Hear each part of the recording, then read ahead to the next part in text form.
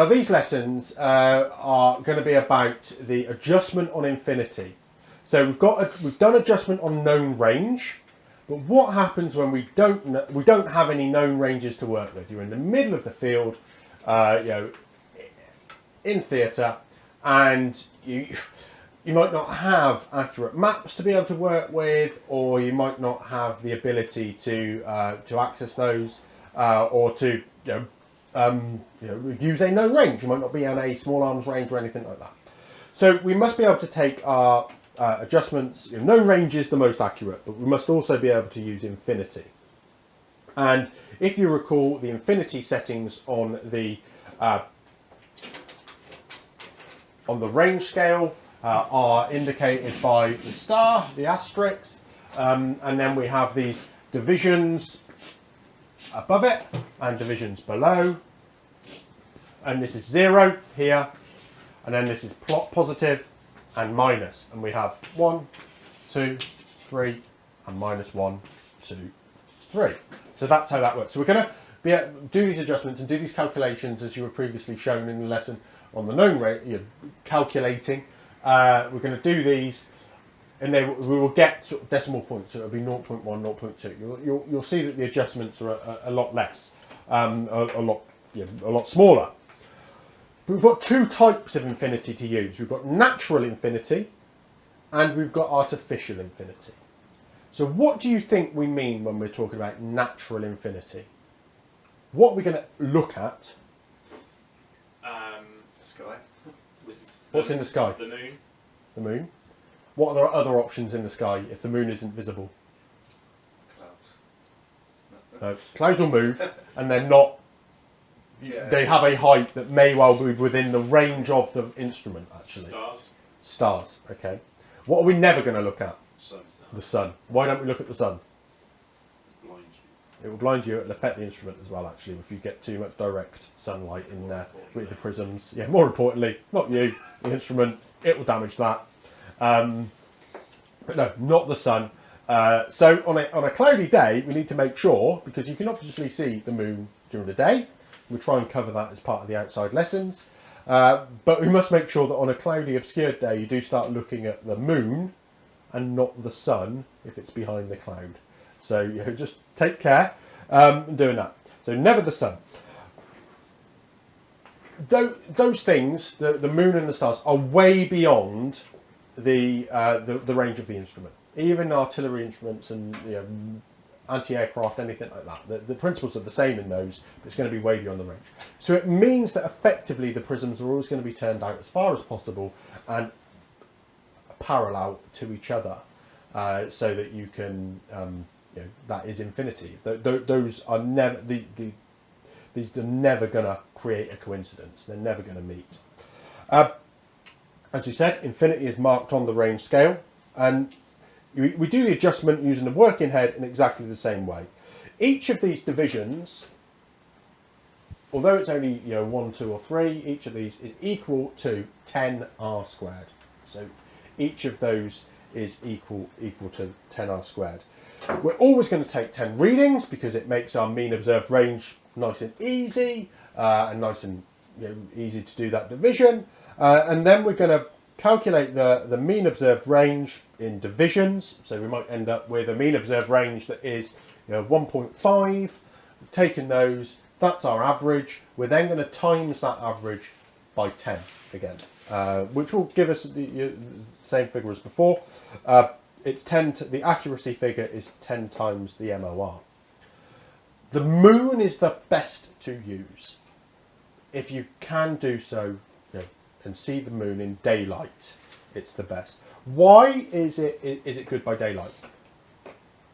Really visible even in daylight? It's not always. It depends where you are and what you're doing. So not really visible. It's visible in daylight. It means that you're not trying to do this in the dark and in the cold.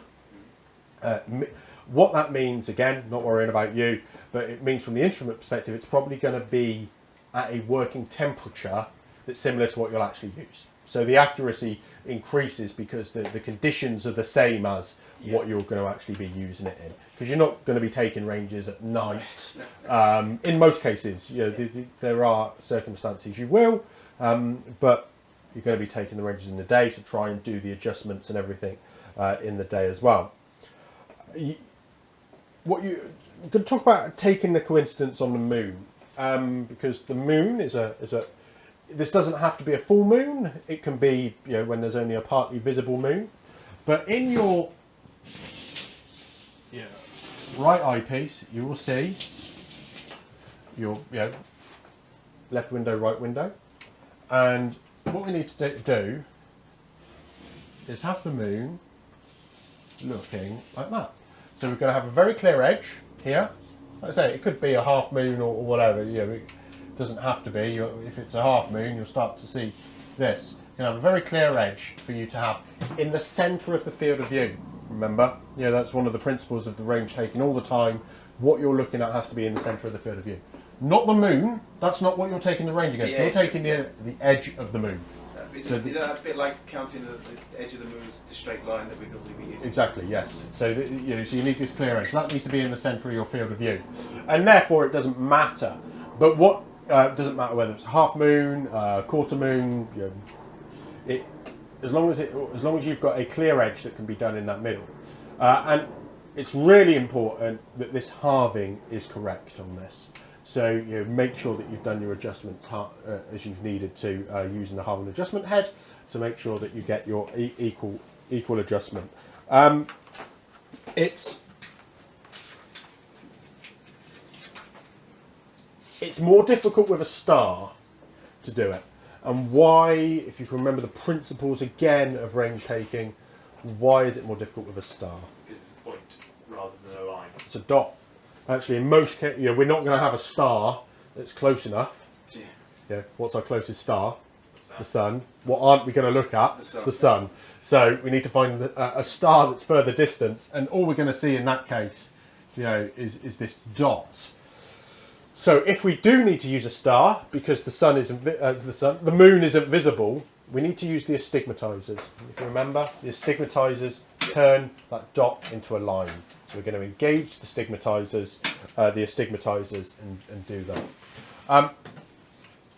But the moon is absolutely preferred for natural infinity. That's our second best option for doing adjustments on known ranges, and we will we'll practice that whenever possible in the field. The other option is to use artificial infinity. And what I've done is I've got one of the cases for the rangefinder,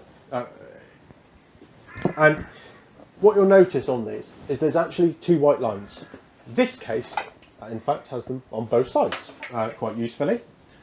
Now those, if you notice when it's here, are exactly the same as the centre of the two windows.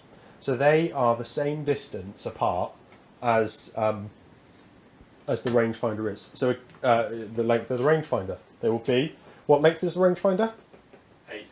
80 centimetres. So the centre of those will be exactly 80 centimetres. If you've got an artillery instrument, it'll be 1 metre. And so the principle's the same. These aren't going to be far enough away that the coincidence is never made, but because we're looking at them, the coincidence is never made. They're going to be parallel always. So we've got them on the outside of this case as an example, and then as an alternative, excuse this, on this case here, which has come out of the stores as in very poor condition, we have them on the inside. And when the case is, its leg is down, it's upright, and it will stay like that. So we have them here. And it will sit, and you'll be able to take use this as our artificial infinity. What is also available, but this requires a little bit of setting up, and you may find it with older instruments that come out of the stores. This case has them, but not the sockets for them.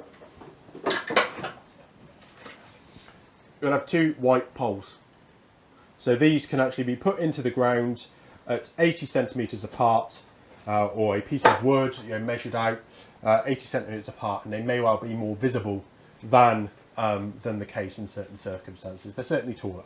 So you may find instruments with those as well. As I said, certainly the older cases that are available have that. And what distance would you set that out?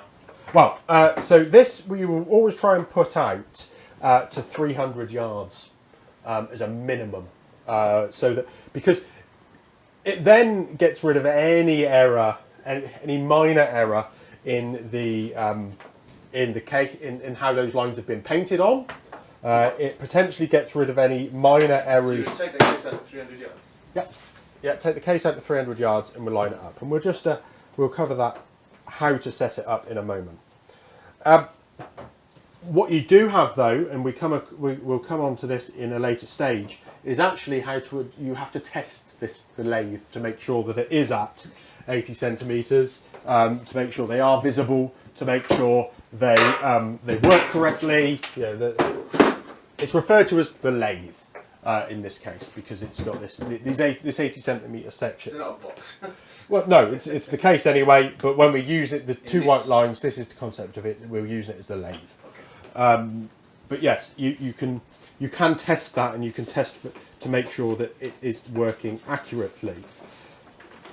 So in setup, yes, we're gonna set it up at 300 yards at least, but not more than 600 yards. And why do you think that is? You're going to see it. Yeah, exactly that. Exactly. You're not going to be able to see it. But 300 yards does reduce the opportunity for error. Must be parallel too. So there's no point you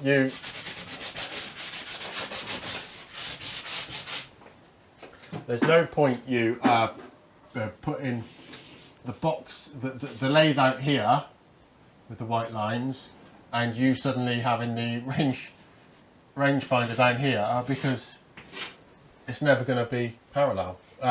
So they do need to be parallel. And what we'll do to set that up is you'll have a piece of flannelette or something wrapped around the one end of the instrument, the right hand side. You'll take another person will take the box out to 300 yards, set that up. They will look back along the edge of the box. So they will start to look along here, to look at the instrument with its white tape here, and tell you whether it needs to be lined up or not. Yeah, literally, judgment by eye. Judgment by eye is sufficiently accurate for this exercise, but that's what will then take place. So that's how you get your box at 300 yards, box in one place, instrument at the other, and then you can do exactly the same process.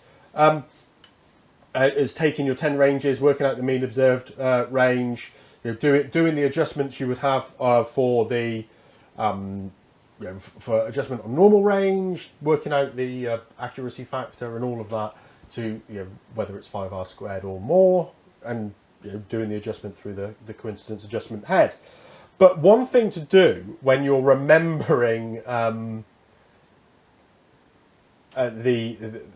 when you're taking the adjustment on the artificial infinity, I didn't need to rub this out, but when you've got your lens there, remember there's a mirror image. So what you will see is the box there, great. You will then see the box there. And that's the image. Sorry, why? Because it's a mirror image. The top is upside down. Does that differ for the moon? Or the moon's going to be... The moon isn't going to turn, it's still going to always be...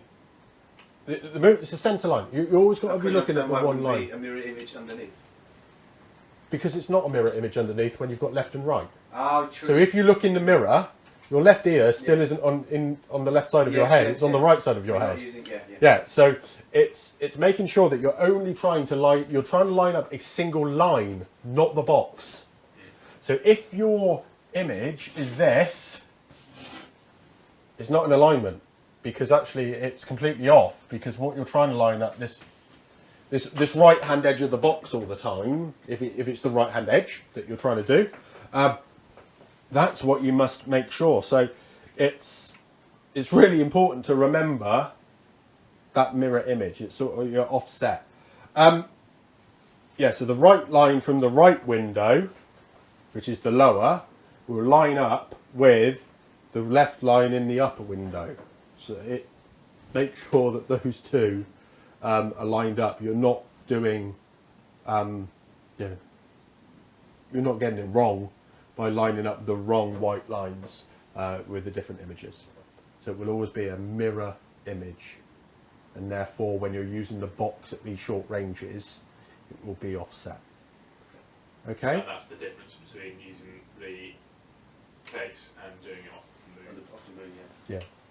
Yeah, I mean, a practical way of doing it would be to put a single line up so that this doesn't confuse you.